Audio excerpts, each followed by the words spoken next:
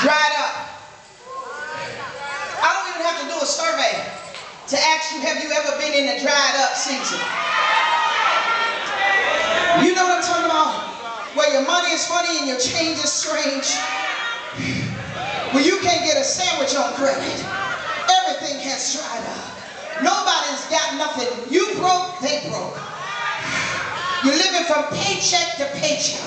Don't have enough to make ends meet. Trying to decide, am I going to pay my tithes or pay my bill? Am I going to pay my light bill or pay my tithes? Am I going to give an offering or pay my life? You're trying to decide because you're in the state of trouble and you're barely making it. And smack dab in the middle of your drought, God said, now I'm getting ready to take you from bad to worse. Look at your neighbor and say, what happens when worse comes? It was bad enough he was sitting there at the brook, and then God had the audacity to dry it up. What happens when worse comes? When worse comes, you stand still and get new instructions. That's what happened to GTOD.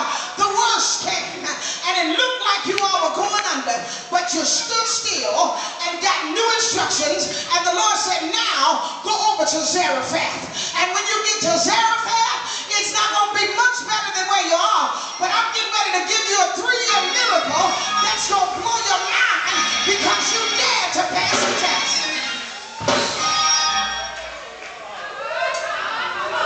Notice what the Lord said to him concerning Zarephath. Get thee up from this place and get thee over to Zarephath, for I have commanded.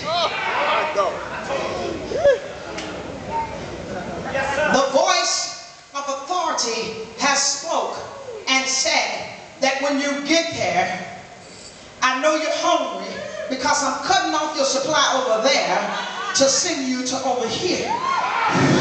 Where the ravens gave you bread and flesh in the morning and bread and flesh in the evening, I'm sending you to the place of death.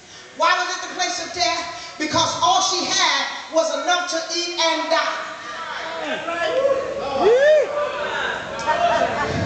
Sometimes when you look at what you have in your hands and you start to do the math, you know it's instant death. Baby, they gonna turn the cable off today. I have until 4 o'clock this evening. They're gonna turn the lights off based upon what I see in my hand. But the irony of God is when he pushes you to a place where you have nothing to rely upon but his word, that means his reputation now is on the line, and he's got to make his word good to bring you out of what he declared.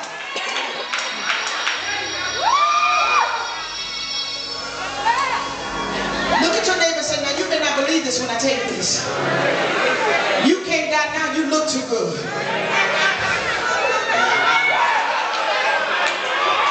Come on, tell somebody, you don't wear death well. You're supposed to be walking around looking like death, sounding like death, dressing like death, head down, depressed and crying. But you're looking too good to be trying to die. You don't look like you're getting ready to die. You look like you're trying to transition yourself into something better. Look at your neighbor and say, honey, I don't have all my death clothes. I don't have a death conversation. I don't have a dying attitude. I am transitioning. I'm almost through. Look at your neighbor and say, she's almost through.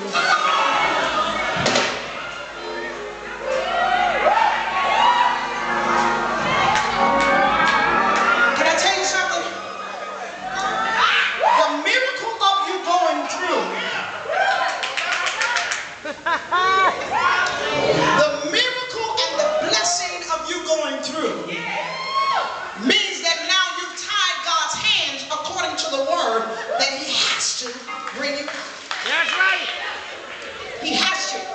He said, I am not a man that I should lie, nor am I the son of man that I should repent. Have I spoken? Shall I bring it to pass? He said, wait a minute, is it anything too hard for me? What you say?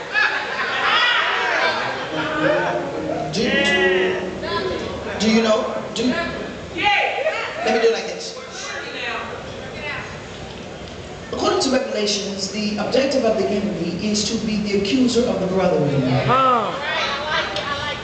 The only way that he can accuse you is to catch you at fault by what you speak. Out of your mouth in an atmosphere that's not conducive for you to speak praise. In that atmosphere where you should be speaking defeat, if you can find it within yourself to speak life,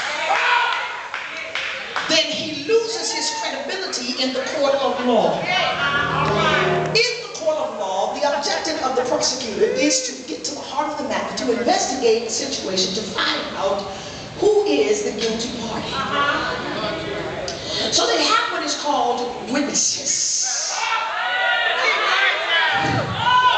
The witness is the one that has been in the presence of a situation that can give clarity as to what exactly happened. Now, when you start talking about witnesses, I can't help but think about how, here we go, how they caught the woman in the act of adultery. When they caught her in the act of adultery, the Bible said that the elders brought her to Jesus, remember? Notice when they brought her to Jesus for the sole purpose of not only destroying Jesus' character by causing him, so they thought, to break the laws of Moses, but to judge her and destroy her. The credibility of her witness now relies upon those who saw. Now, question, how on earth can you condemn one to death without the other? In the court of law, now you have what is called hearsayers. That's right. You have people that wasn't actually there that saw the event, but they heard what happened, and they decide to testify against you. The only credible witness that is held up in the court of law is what is called the eyewitness. The credibility of the eyewitness is the person that can say, I was there, I saw it with my own eyes, I know what happened.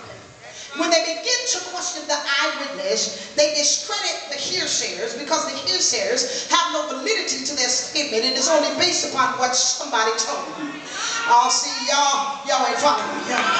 Look at somebody and say, somebody told somebody something about you, but they weren't there themselves. They didn't see it with their own eyes. They don't know what you went through. They weren't there when you were crying, but they want to go out and give the report that you had lost your faith and that you're getting ready to die and that everything is getting ready to go under. And so when Jesus began to hear what they were saying, the Bible said that he didn't even address them. He brought about the spirit of ignoring. Look at your neighbor and say, I heard you. I'm not responding because I'm purposely ignoring you. I'm not trying to hear it. Why am I ignoring you? Because if they bring this woman to Jesus in the daylight, I want you to think about this argument. If they bring her to Jesus in the daylight, that means that somebody had to be at the house to see her actually have sex with the brother. Then what was you doing being a peeping Tom